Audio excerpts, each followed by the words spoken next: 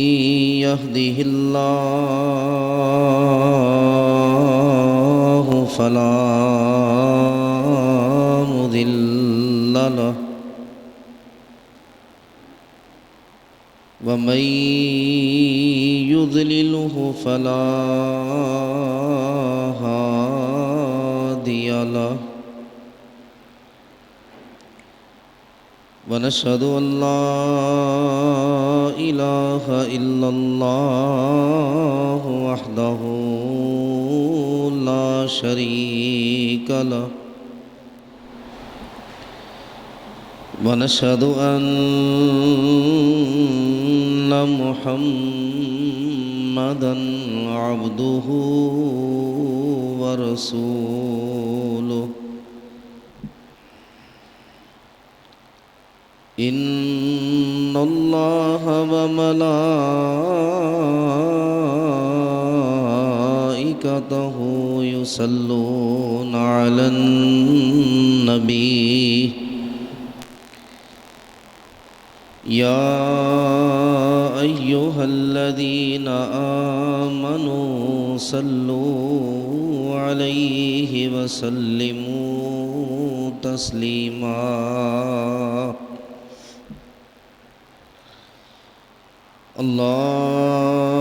اللهم صل على محمد وعلى آل محمد صلى الله عليه وسلم كما صليت على إبراهيم وعلى آل إبراهيم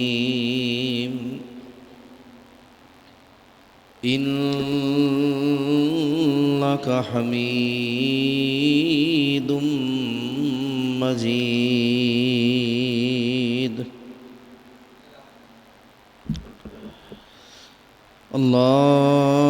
اللهم بارك على محمد وعلى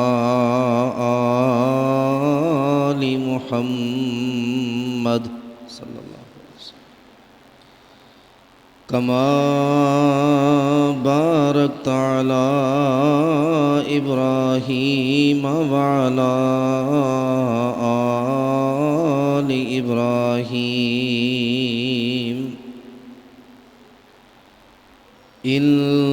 إنك حميد مجيد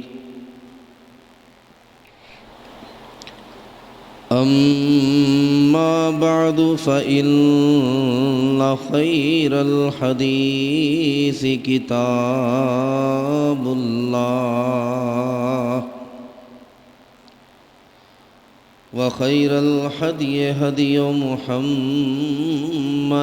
صلى الله عليه وآله وسلم وشر الأمور محدثاتها وكل محدثة بدعة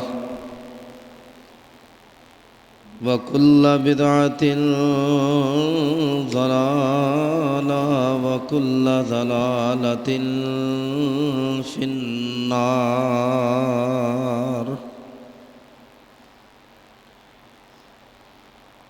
أعوذ بالله السميع العليم وبوجهه الكريم وسلطانه القديم من الشيطان الرجيم بسم الله الرحمن الرحيم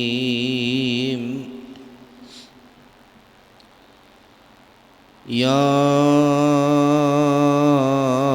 أيها الذين آمنوا لا تأكلوا الربا أضعافا مضاعفة واتقوا الله لعلكم تفلحون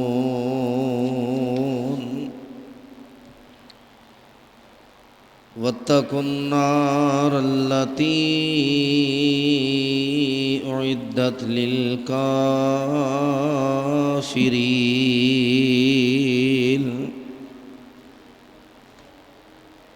وقال الله تبارك وتعالى في مقام الآخر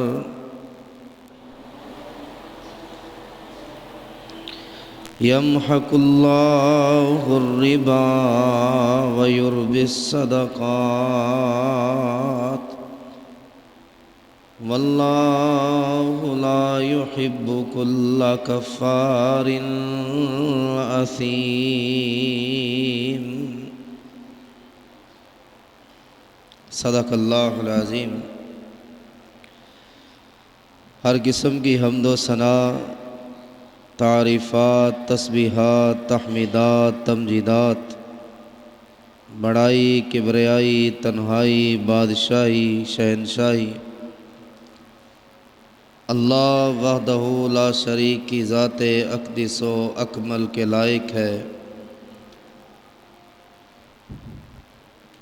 جو ہم سب کا مشکل کشا ہے، روزی رسا ہے، ہم سب کو پالنے والا ہے، اسلام کی طرف ہدایت دینے والا ہے، ہمارا حاجت روا ہے، ہمارے بگڑے الجھے معاملات کو سنوارنے اور سلجھانے والا ہے۔ حمد و ثنا کے بعد بے شمار، لا تعداد، ان گنت، بے حد و حساب درود و سلام ہو احمد مصطفیٰ، منبع خدا، پیکر صبر و رضا، شفیع المذنبین، سید المرسلین، سید الانبیاء، سید الاتقیاء، امام الزاہدین، امام المجاہدین، خاتم النبیین، والی بطحہ احمد مصطفیٰ جناب حضرت محمد مصطفیٰ صلی اللہ علیہ وآلہ وسلم کی ذات گرامی پر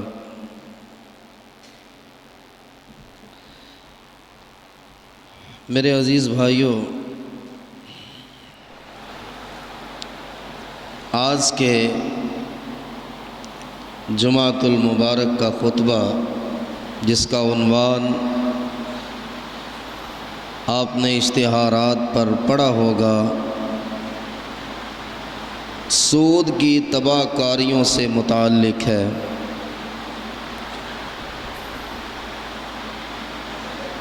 گزشتہ جمعہ شہدائے احد پر کچھ آپ کے سامنے ذکر ہوا تھا۔ حاجی محمد بلال صاحب، مجھے یاد ہے، انہوں نے فرمایا کہ سیدنا حضرت حمزہ رضی اللہ عنہ، سیدنا حنظلہ رضی اللہ عنہ اور بھی دیگر شہداء، ان کا ذکر آپ نے نہیں کیا، تو آئندہ جمعے ان کا ذکر کر دیں۔ تو رسول کریم علیہ السلام کے چچا حضرت حمزہ رضی اللہ عنہ، ان کا ذکر 10 منٹ، 12 منٹ، 15 منٹس میں احاطہ نہیں ہو سکتا۔ انشاءاللہ پورا خطبہ جمعہ جو ہمارا موضوع رہ گیا تھا، وہ فلیکس پر جو ہمارے مضمون دیے گئے ہیں، ان کے بعد انشاءاللہ ضرور بیان کروں گا، کیونکہ اگر ہمارے عنوانات کے مطابق ہم نہ چلیں تو یہ پورا سیٹ اپ پھر خراب ہوتا ہے، مضمون آگے پیچھے ہو جائیں گے۔ اس لیے میں ان سے معذرت چاہتا ہوں، انشاءاللہ جیسے یہ مضمون مکمل ہوتے ہیں، شہدائے احد کا جو ذکر رہ گیا وہ ہم دوبارہ کریں گے۔ حضرات، ایک بات ہمیشہ آپ یاد رکھیں، دل میں بٹھائیں، قرآن مجید میں اللہ تعالیٰ نے کسی گناہ کو اتنا بڑا گناہ نہیں قرار دیا جتنا اللہ نے سود کو بڑا گناہ قرار دیا۔ اللہ تعالیٰ سے شرک کے بعد قرآن میں جو سب سے بڑا گناہ ہے وہ سود ہے، سب سے بھاری، سب سے بڑا، سب سے خطرناک، سب سے زیادہ جان لیوا اور سب سے زیادہ رسوائی کا جو سبب ہے وہ سود ہے۔ آپ دیکھیں ربا کا مطلب ہوتا ہے بڑھانا، زیادتی کرنا، پروان چڑھنا، اضافہ ہونا، اس ربا کا یہ معنی۔ اللہ نے فرمایا وَذَرُوا مَا بَقِيَ مِنَ الرِّبَا، چھوڑ دو اگر اللہ پر ایمان رکھتے ہو، اگر اللہ سے ڈرتے ہو، اگر یہ سمجھتے ہو کہ اللہ نے مجھے پیدا کیا ہے اسی کے حکم سے مرنا ہے، قبر میں کوئی میرا ساتھ نہیں دے گا، قبر سے میں نے اٹھنا ہے، اللہ کے سامنے پیش ہونا ہے، جنت بھی ہے، جہنم بھی ہے، اخروی زندگی بھی ہے، اگر یہ سب کچھ مانتے ہو تو پھر سود کو چھوڑ دو۔ اتنی بڑی یا ایھا الذین آمنوا اتقوا اللہ، اے ایمان والو اللہ سے ڈر جاؤ۔ اللہ سے ڈرنے کا معیار اور دلیل کیا ہے؟ وَذَرُوا مَا بَقِيَ مِنَ الرِّبَا، جو ہو گیا سو ہو گیا، سود کا کاروبار چھوڑ دو، سود سے باز آ جاؤ، سود نہ لینا، سود مت دینا کہ روپیہ دیا کہ یہ 1,00,000 روپیہ میں تمہیں ادھار دیتا ہوں، لیکن 6 مہینے کے بعد جب تم نے مجھے 1,00,000 روپیہ واپس کرنا ہے 10,000 اور دینے۔ بھائی میں نے 6 ماہ کے لیے تمہیں 1,00,000 دیا، یا 1 سال کے لیے میں 10,000 تمہیں دیتا ہوں، لیکن ہر مہینے 100 روپیہ تم نے مجھے دینا ہے اور 10,000 بھی اسی طرح میں نے واپس لینے، یہ سود ہے۔ رسول اللہ صلی اللہ علیہ وآلہ وسلم،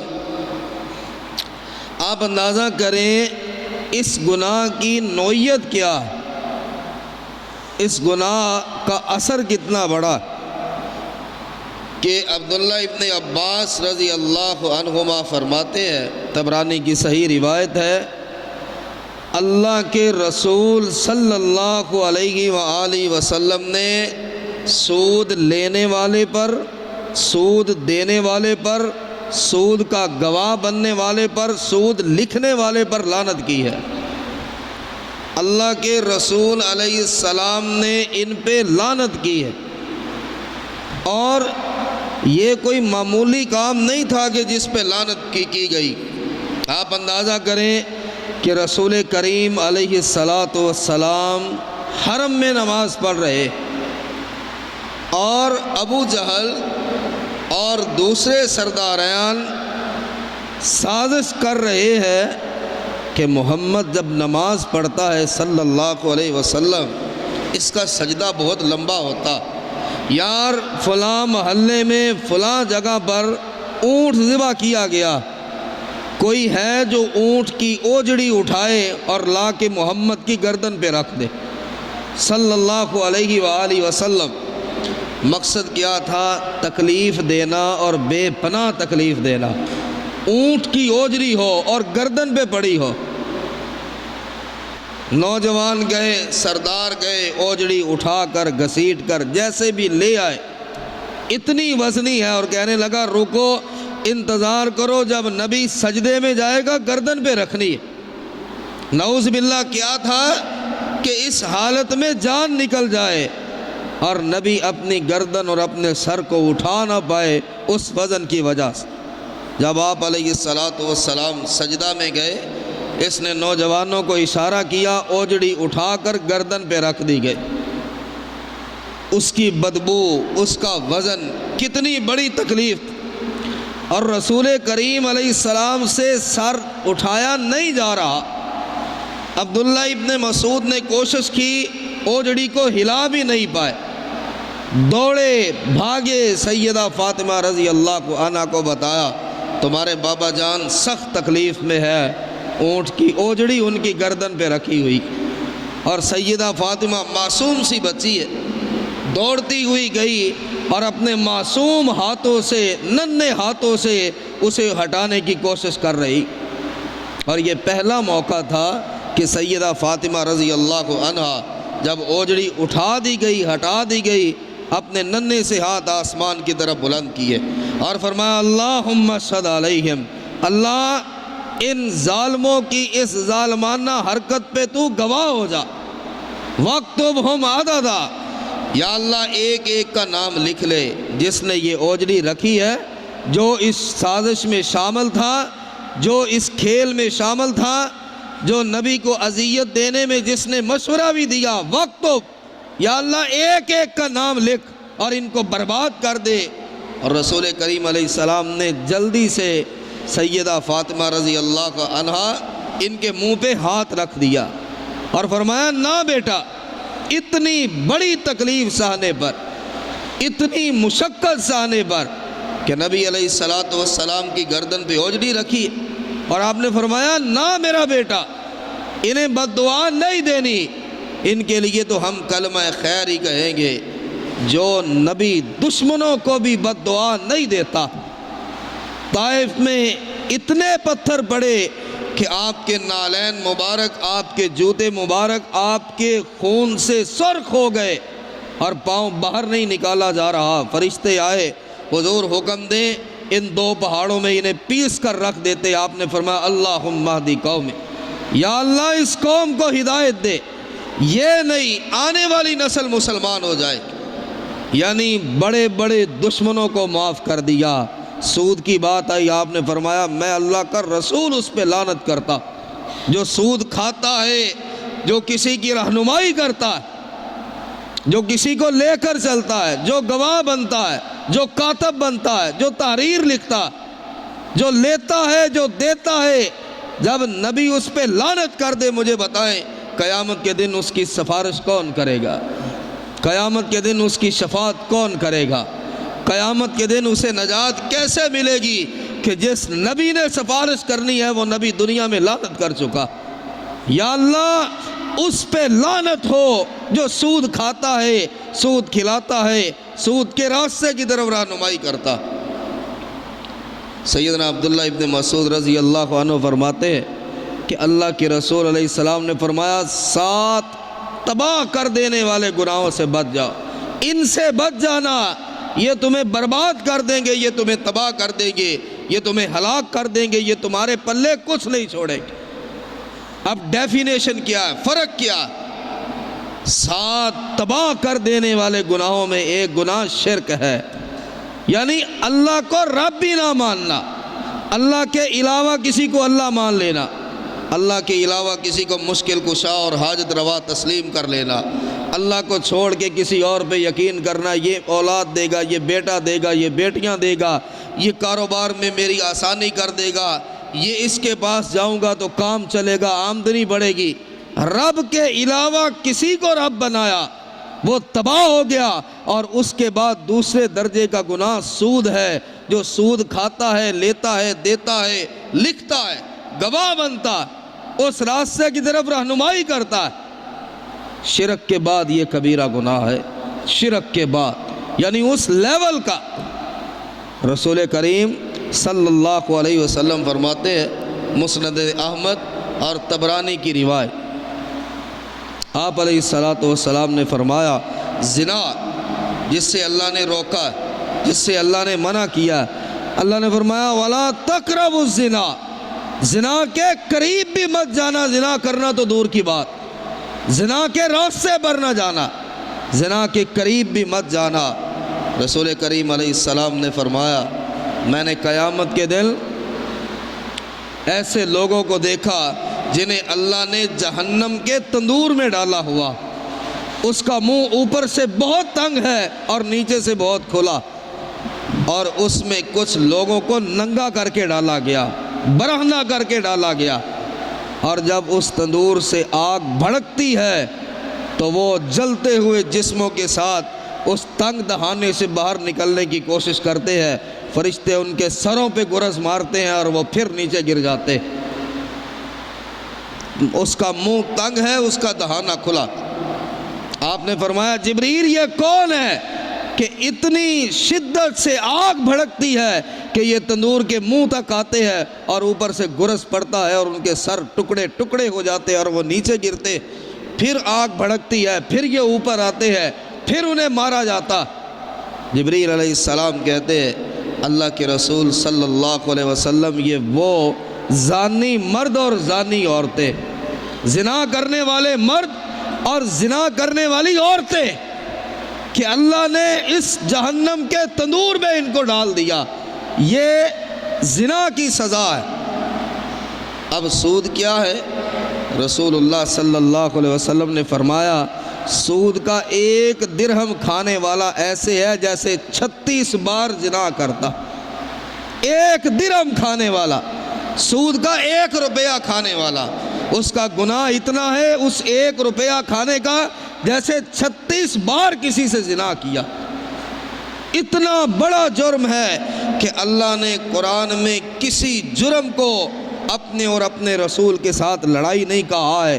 وَإِن لَّمْ تَفْعَلْ فَأْذَنُوا بِحَرْبٍ مِّنَ اللَّهِ وَرَسُولِهِ، یہ صرف سود کے متعلق ہے کہ اگر تم سود نہیں چھوڑتے ہو فَإِن لَّمْ تَفْعَلُوا فَأْذَنُوا بِحَرْبٍ مِّنَ اللَّهِ وَرَسُولِهِ، کہ اگر سود کھاتے ہو تو ہر وقت اللہ اور اس کے رسول سے جنگ کر رہے، پھر تمہارا اعلان جنگ ہے اللہ کے ساتھ، اس کے رسول کے ساتھ۔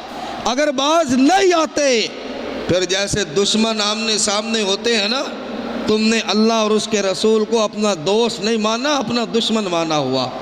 اور لڑائی دوستوں سے نہیں ہوتی، لڑائی دشمنوں سے کی جاتی ہے۔ سود کھانے والا اسی طرح ہے جیسے اللہ اور اس کے رسول علیہ السلام کو اپنا دشمن بناتا۔ لوگ کہتے ہیں جی کاروباری ہے، پروفٹ اینڈ لاس، بینکوں میں بھی یہ کام چلتا ہے کہ جی میں نے تو وہ اکاؤنٹ کھلوایا ہے جو پروفٹ اینڈ لاس ہے، مجھے ایک آدمی بتائیں جس نے 10 سال کسی بینک میں یہ اکاؤنٹ کھلوایا، پروفٹ اینڈ لاس لکھا ہوا ہے، اسے 10 سال میں کبھی نقصان ہوا؟ یہ کون سا سسٹم ہے کہ نفع اور نقصان لکھا ضرور ہے لیکن ملنا نفع یا نقصان آپ کو کبھی نہیں ملے گا؟ یہ سودی اور کاروبار، رقم دینا، ادھار پہ دینا، ساتھ اور ملا لینا۔ رسول اللہ صلی اللہ علیہ وسلم نے فرمایا اس کے 73 درجے ہیں، 1-2 درجے نہیں، 73 درجے ہیں۔ ایک درجہ اس کا جو سب سے کم ہے، جو سب سے ہلکا، جو آپ کی نظر میں کچھ بھی نہ ہو، سود کے سب سے ہلکے درجے کا گناہ ایسے ہے جیسے کوئی اپنی ماں سے زنا کرتا۔ اور اگلا درجہ اس سے وزنی ہے، پھر اگلا درجہ اس سے بھی وزنی، پھر بعد کا درجہ اس سے بھی زیادہ وزنی، اور یہ وزن بڑھتے بڑھتے بڑھتے بڑھتے 73ویں درجے تک پہنچتا۔ سب سے ہلکا درجہ کیا ہے؟ 1 روپیہ کھانا، 1 روپیہ سود پہ لے کر دینا، 1 روپے کا گواہ بننا، ایسے ہے جیسے کوئی اپنی والدہ سے زنا کر رہا۔ یہ کھیل نہیں ہے کہ ہاں بینک میں میرا واقف ہے، میرے تعلق والا ہے، آؤ میں تمہارا یہ اکاؤنٹ کھلواتا، آؤ میں تمہارا یہ اکاؤنٹ کھلوا دیتا، میرا واقف ہے، تمہارے ساتھ رعایت کرے گا، تمہاری فائل میں بنواتا ہوں۔ ان تعلقات کی بنیاد پر کوئی اگر کسی کی رہنمائی بھی کرتا ہے، اندازہ تو کریں اس گناہ کی، اس کا وزن کیا۔ ماں کو کوئی بری نگاہ سے دیکھ سکتا؟ دنیا کا کوئی انسان اس سے بڑا برا کون ہوگا؟ کیا معاشرے میں وہ انسان چند لمحے بھی زندہ رہ سکتا؟ کوئی کہے کہ یہ وہ ہے جس نے اپنی والدہ سے زنا کیا، معاشرہ اس کو کیا وقار دے گا، کیا اہمیت دے گا، اس کی کیا حیثیت ہوگی؟ لوگ بھاگیں گے اس سے کہ یہ تو وہ ہے جس نے اپنی والدہ کو نہیں چھوڑا۔ تو رب اور اس کا رسول تو یہ کہتے ہیں 1 روپیہ کھانا ماں سے زنا سے بھی زیادہ برا۔ اور رسول کریم صلی اللہ علیہ وسلم نے فرمایا، مشکات کی روایت، صحیح مسلم میں روایت، آپ نے فرمایا سود کا مقدر گھٹ جانا ہے، دنیا کا کوئی انسان نہیں جو سودی کاروبار کر کے منافع حاصل کرے اور یہ کہے کہ مجھے فائدہ ہوا۔ یمحق اللہ الربا، اللہ نے وعدہ کیا ہے، اللہ سود کو مٹاتا ہے، اللہ نے سود کو مٹانا۔ سودی کاروبار کرنے والا یہ نہ سمجھے کہ میں نے پرافٹ کا کام کیا، میں نے منافع کا کام کیا، اور میری دولت 2 سے 4، 4 سے 8، 8 سے 16، 16 سے 32 بڑھتی چلی جا رہی۔ احل اللہ البیع وحرم الربا، یہودیوں نے کہا تھا، مشرکوں نے کہا تھا، رسول اللہ صلی اللہ علیہ وسلم پر اعتراض کیا، کہا یہ اللہ نے کیا کیا کہ خرید و فروخت کو اللہ حلال کر رہا ہے؟ اور بھائی وہ بھی تو کاروبار ہے، ہم کاروبار کرتے ہیں، وہ حلال ہے، اس میں بھی رقم استعمال ہوتی ہے۔ ہم یہی رقم کسی کو ادھار دے کے 2000 زیادہ لے لیں تو یہ حرام ہو گیا۔ اعتراض ہے، ایسا کیوں ہے؟ کاروبار پر بھی پیسہ ہی لگتا ہے، ہم سفر کرتے ہیں تو پیسہ لگاتے ہیں، ہم کوئی چیز خریدتے ہیں تو پیسے کے ذریعے خریدتے ہیں، ہم کو گاڑی خرید کر بیچتے ہیں تو ظاہر ہے پیسہ استعمال ہوتا ہے۔ انہوں نے کہا اگر کوئی چیز خرید کر بیچنی ہو تو رقم استعمال ہوتی ہے، یہی رقم سیدھی سیدھی کسی کو دے دے اور تھوڑا سا اضافی لے لے تو یہ سود ہو گیا۔ یہ کیا ہے جی؟ رب نے قرآن اتار دیا، احل اللہ البیع وحرم الربا۔ اللہ نے اپنی قدرتیں دکھائی، اپنی حاکمیت دکھائی کہ میں حاکم ہوں، میں نے تمہیں پیدا کیا ہے۔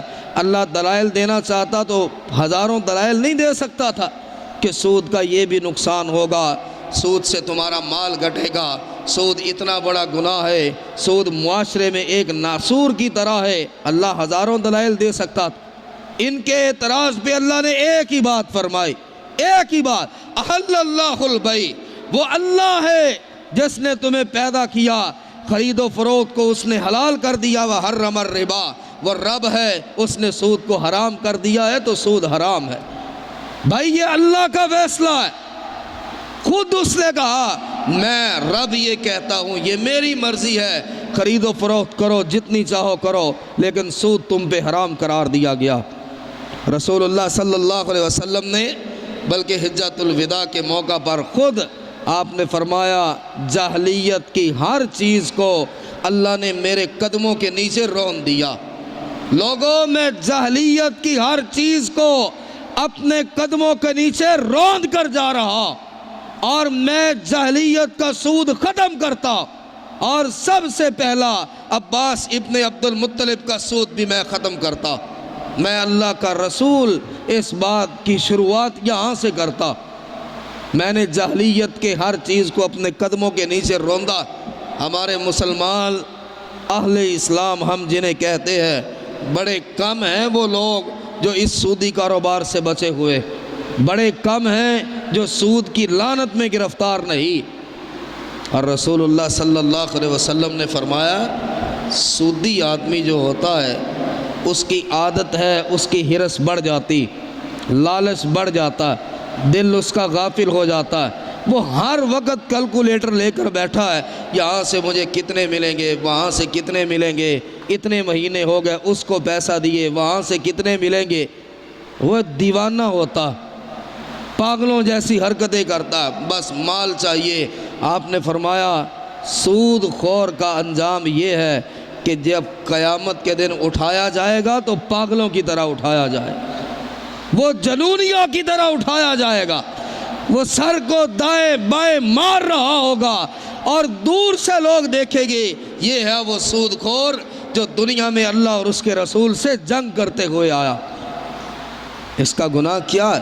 کبھی کسی کی رہنمائی اس طرف نہ کرے، کبھی کسی انسان کو یہ نہ کہے تو مجبور ہے، تو مقروض ہے، میں تمہیں سود پہ قرضہ لے دیتا، اس پہ بھی لعنت ہو گئی، اور لے کر دینے والا بھی اللہ کے نبی کی لعنت سے نہیں بچا۔ اور انجام کیا ہوتا ہے؟ رسول کریم علیہ السلام نے فرمایا میں سو رہا، صحیح مسلم کی روایت، کہ 2 فرشتے میرے ساتھ پاس آئے اور کہنے لگے اے محمد صلی اللہ علیہ وآلہ وسلم اٹھیے ہمارے ساتھ چلیے۔ میں اٹھا، ان کے ساتھ چلا، آگے بڑھا، اور میں نے دیکھا خون کا ایک دریا ہے، خون کا دریا، پانی کا نہیں، خون کا دریا ہے، اور ایک شخص اس میں غوطے کھا رہا، تکلیف اور درد سے چلا رہا، خون اس کے منہ میں جا رہا، اس کی ناک میں، اس کی آنکھوں میں، اسے تو سانس نہیں آ رہا، وہ خون کے دریا میں ڈوبتا جا رہا، وہ بڑی کوشش کرتا ہے تیرتے ہوئے ہاتھ پاؤں مارتے ہوئے بڑی مشکل سے جب وہ کنارے تک پہنچتا ہے تو اللہ کا ایک فرشتہ بہت بڑا پتھر لے کے کھڑا۔ اللہ کے فرشتے کے پاس پتھر اتنا نہیں ہوتا جتنا کہ ہمارے ہاتھ میں آ جائے۔ فرشتے کی طاقت یہ ہے کہ طائف میں گئے تو فرشتے نے کہا حکم کرے دونوں پہاڑوں کو اٹھا کر ملا دیتا ہوں، ان کو پیس کر رکھ دیتا ہوں، ان کا سرما بنا دیتا۔ یعنی اللہ کا فرشتہ ایک ہاتھ میں پورا پہاڑ اٹھا سکتا ہے، ایک ہاتھ میں کئی پہاڑ اٹھا سکتا۔ تو اندازہ کریں کہ پتھر کتنا بڑا ہوگا اس کے ہاتھ میں، فرشتے کا ہاتھ۔ آپ نے فرمایا جب خون کے دریا میں وہ ڈوبتا ہوا، مرتا ہوا، سانس روکتے ہوئے، دم گھٹتے ہوئے ابھی وہ کنارے تک پہنچتا ہے، سر باہر نکالتا ہے، اللہ کا فرشتہ وہ پتھر اس کے سر کے اوپر مارتا، اس کا سر ٹکڑے ٹکڑے ہو جاتا، پتھر دور تک لڑکتا چلا جاتا۔ اللہ کا فرشتہ وہ پتھر لینے کے لیے جاتا ہے، اس کا سر دوبارہ صحیح سلامت ہو چکا ہوتا۔ یعنی کیا ہے؟ عذاب پہ عذاب، تکلیف میں کمی نہ آئے۔ یہ نہیں کہ سر کے چیتھڑے اڑ گئے اور سر ٹکڑے ٹکڑے ہو گیا، چلو ٹھیک ہے بندہ مر گیا، عذاب ختم ہو گیا، نہیں، سر ہزاروں ٹکڑوں میں تبدیل ہوا، لمحہ نہیں گزرا اللہ نے سر کو پھر سلامت کر دیا۔ کیوں؟ یہ تکلیف رکنی نہیں چاہیے، یہ عذاب رکنا نہیں چاہیے، اس کی اذیت ناک اور کرب ناک چیخیں گونجتی رہے۔ جبریل یہ کون ہے؟ اللہ کے رسول یہ وہ ہے جو سود کھایا کرتا تھا، جو سودی کاروبار کیا کرتا تھا، جو سود پہ لین دین کیا کرتا تھا، جو سود کی تحریریں لکھا کرتا تھا، جو خود جاتا تھا میں معزز آدمی ہوں جی علاقے کا، اسے سود دے دے میں اس پہ گواہ بنتا ہوں، یہ سود کا گواہ ہے، یہ سود لکھنے والا ہے، یہ گواہی دینے والا ہے، یہ سودی کاروبار تک اس آدمی کو پہنچانے والا ہے، سب گناہ کے اندر برابر کے شریک۔ رسول اللہ صلی اللہ علیہ وسلم نے فرمایا کیا میں تمہیں وہ گناہ نہ بتاؤں، وہ گناہ اس سے خبردار نہ کروں کہ جس گناہ کے کرنے سے اللہ نماز کو قبول نہیں کرے گا؟ کنفرم بات ہے، کوئی اس میں چھپنے والی بات نہیں، کوئی اس میں ڈاؤٹ نہیں ہے۔ اے صحابہ وہ گناہ نہ بتاؤں کہ اللہ نماز کو قبول نہیں کرے گا؟ اگر آدمی حج کرے اللہ حج کو منہ پہ مارے گا، اگر روزے رکھے روزے منہ پہ مار دیے جائیں، اگر صدقہ کرے صدقہ منہ پہ مار دیا جائے۔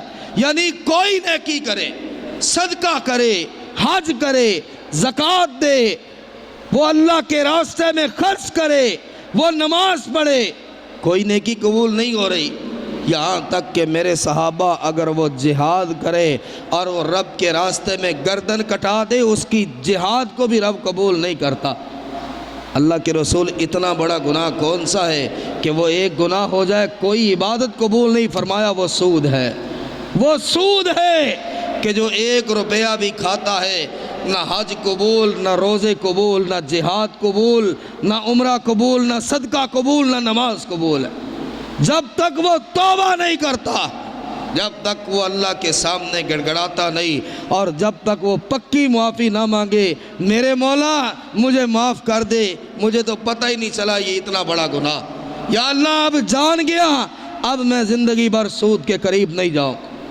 میرے بھائیوں یہ کوئی معمولی گناہ نہیں، آج لت لگی ہوئی ہے امت کو، اور ہر چوتھا آدمی کسی نہ کسی معاملے میں سودی کاروبار میں شریک نظر آتا، کوئی بینک کے ذریعے، کوئی مہاجنی قرضے کے ذریعے۔ مہاجنی قرضہ یہی ہے، رقم دینا اور پھر اس سے بڑھا کر، اس سے بڑھ کر اس سے پیسے مانگنے۔ رسول کریم صلی اللہ علیہ وآلہ وسلم نے فرمایا، ایک موقع پر آپ فرماتے صحیح بخاری میں کہ ایسے گناہ ہے توبہ کے بغیر جنہیں اللہ معاف ہی نہیں کرتا، یعنی اگر توبہ نہ کی تو وہ گناہ قیامت کے دن بھی تمہیں معاف نہیں ہوگا، اگر توبہ نہ کی وہ گناہ جہنم میں تمہیں لے جائے گا، بغیر توبہ کے اللہ کبھی اس کو معاف نہیں کرتا۔ اور ان گناہوں میں ایک گناہ سود ہے کہ اگر توبہ نہیں کی یہ معاف نہیں ہوگا، یہ سود کا گناہ کافی ہے جہنم میں لے جانے کے لیے۔ اور آگے چلیے، مجھے یاد آیا میں اولیاء کی بات کرتا ہوں، اکثر ان کے ادب کی، احترام کی۔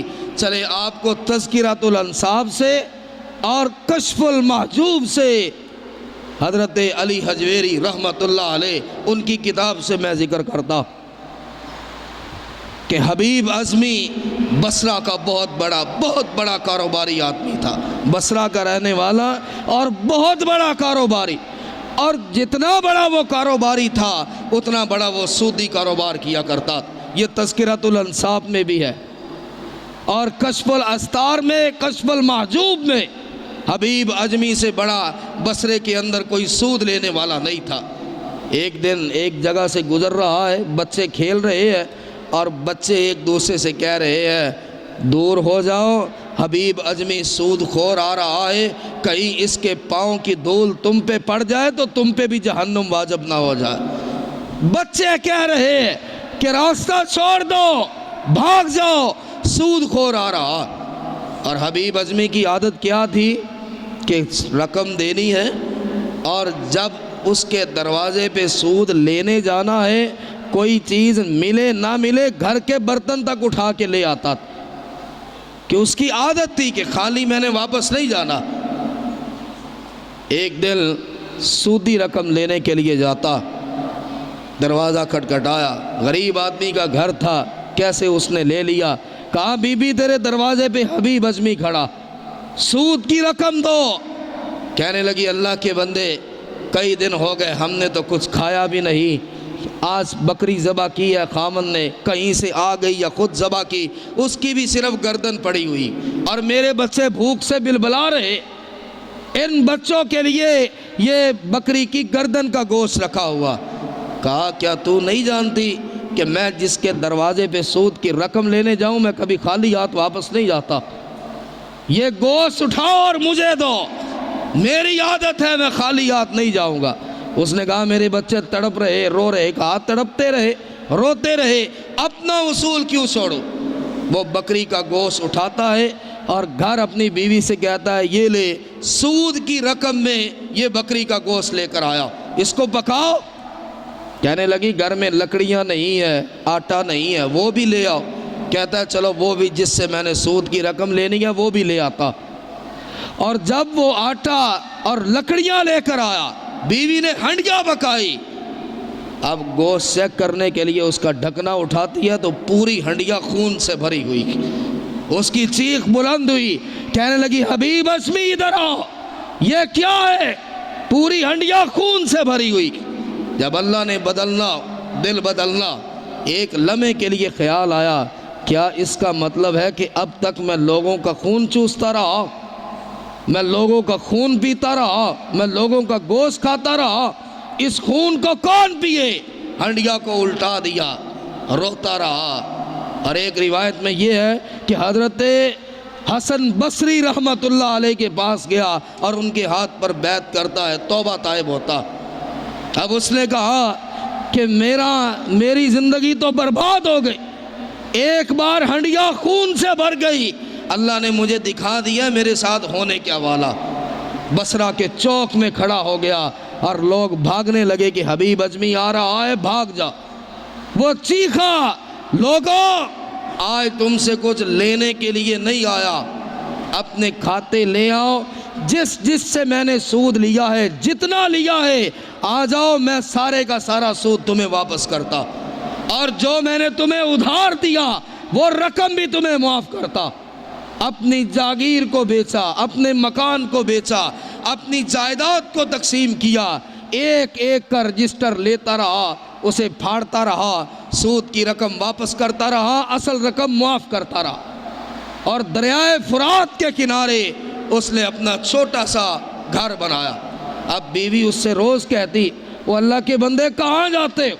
ایک دن ہو گیا میں بھوک سے تڑپ رہی، جان بوجھ کر کہہ دیا کہ مجھے میرا مالک ملا، اللہ کی طرف اشارہ تھا، مجھے مالک سے میری ملاقات ہو گئی اور وہ مالک بڑا اچھا ہے۔ کہا تم آج سارا دن گئے تو مزدوری کہاں ہے؟ اب مزدوری کیا تھی کہ صبح مسجد میں جاتا اور سر سجدے میں رکھتا اور اپنے سود لینے دینے کو یاد کر کے سارا دن روتا رہتا، اللہ کا ذکر کرتا رہتا اور شام کے وقت واپس گھر آ جاتا۔ بیوی سے بہانہ کر دیا، کہا وہ مالک بڑا اچھا ہے، وہ مالک بڑا کریم ہے، اور مجھے شرم آتی ہے کہ ابھی تو مزدوری شروع کی ہے اور ابھی میں مزدوری مانگنی شروع کر دوں۔ 10 دن کے بعد اس نے مزدوری دینی ہے، اپنی طرف سے بات کر دی، 10 دن کے بعد مزدوری ملے گی۔ بیوی صبر اور شکر کے ساتھ گزارا کرتی رہی، اور حبیب اعظمی صبح جاتا، اللہ کے دربار میں سر سجدے میں رکھ کر روتا، معافیاں مانگتا، گڑگڑاتا، توبہ کرتا، اپنے ماضی کو یاد کرتا اور کہتا اللہ تو مجھے معاف کر دے، یا اللہ میں نے بڑا سود لوگوں سے لیا، اپنی جائیداد دے دی، اپنا سب کچھ دے دیا، اللہ مجھے معاف کر، میرے پاس تو کچھ بھی نہیں۔ اور شام ہوتی تو گھر آ جاتا۔ جب 10واں دن آتا، سارا دن رب کے گھر میں پڑا رہا، ذکر کرتا رہا، تسبیحات کرتا رہا، قرآن پڑھتا رہا، اور 10واں دن تھا، بیوی کو بھی انتظار ہے کہ حبیب اعظمی کے مالک نے آج مزدوری دینی۔ اب گھر کی طرف چلا تو اچانک خیال آتا ہے، بیوی سے تو میں نے وعدہ کیا کہ مالک بڑا اچھا ہے، مالک بڑا کریم ہے، اور 10 دن کے بعد مزدوری دے گا، گھر میں تو کھانے کے لیے کچھ نہیں، پینے کے لیے کچھ نہیں، کیا جواب دوں گا؟ کہیں شرمندہ نہ ہو جاؤ۔ بیوی تو ایک ایک دن کر کے گزار رہی، بوجھل قدموں سے جب اپنے گھر کے قریب ہوتا ہے تو کھانوں کی خوشبوئیں آ رہی، کھانوں کی خوشبوئیں، جلدی سے گھر میں داخل ہوا، دیکھا ایک طرف بکری بندھی ہوئی ہے، گھر اناج سے بھرا ہوا، مختلف قسم کے پھل پڑے ہوئے۔ بیوی سے پوچھتا ہے یہ کہاں سے آیا، یہ کہاں سے آیا؟ وہ مسکرائی اور کہنے لگی حبیب اعظمی تو خود ہی کہا کرتا تھا کہ میرا مالک بڑا اچھا ہے اور بڑا کریم ہے۔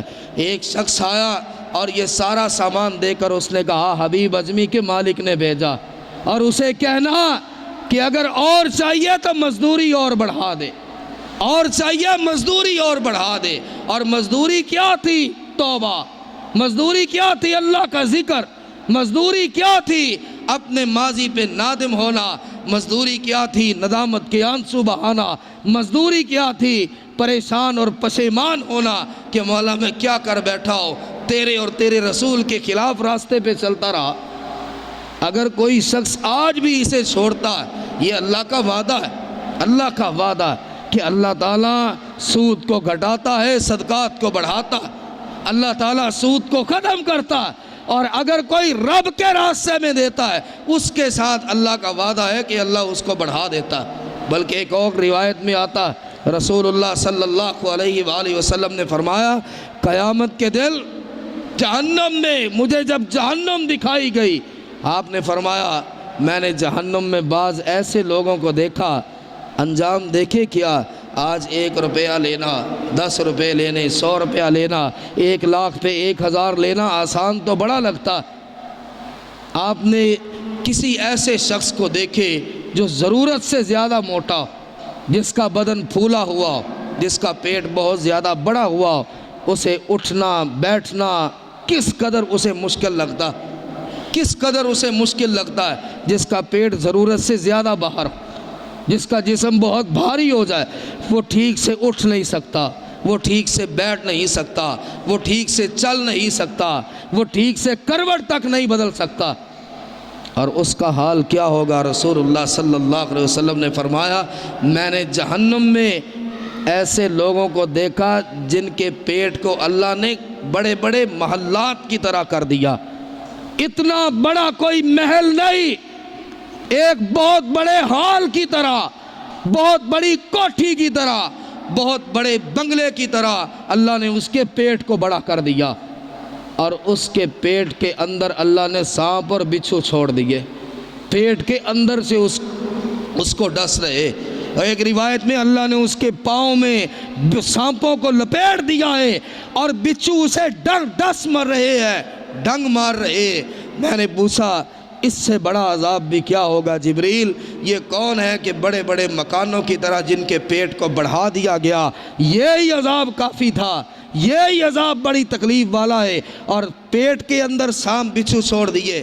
کہا اللہ کے رسول یہ وہ ہیں جو سود کھایا کرتے تھے، سود کھانے والوں کی سزا ہے یہ کہ قیامت کے دن اللہ ان کی بات نہیں سنے گا، اللہ کرم کی نظر سے دیکھے گا ہی نہیں۔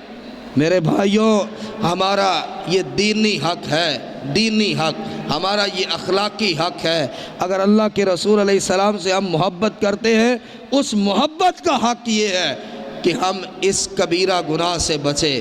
ہمارا کوئی بھائی بہن ہے، ہمارا کوئی رشتہ دار ہے، ہمارا کوئی جاننے والا ہے، اللہ کی رضا کے لیے ہم اس کے سامنے یہ احادیث رکھے کہ سود کا کام کر تو رہے ہو، انجام اس کا یہ ہے۔ اور یہ رسول اللہ صلی اللہ علیہ وآلہ وسلم نے فرمایا، سود کا گناہ اتنا بڑا گناہ ہے کہ جب آدمی 1 روپیہ بھی اپنے پیٹ میں ڈالتا ہے تو وہ جو چاہے نیکی کرے، کوئی نیکی قبول ہی نہیں ہوتی۔ ساری نیکیوں کو روک دینے والا یہ سب سے بڑا گناہ سود کا گناہ۔ اللہ مجھے اور آپ کو تمام عمر سودی ان کاروبار سے، سودی رقم سے، سودی لین دین سے، اس کے گواہ بننے پر، اس کے راستے پر چلنے سے اللہ ہمیں محفوظ فرمائے۔ وآخر دعوانا الحمدللہ۔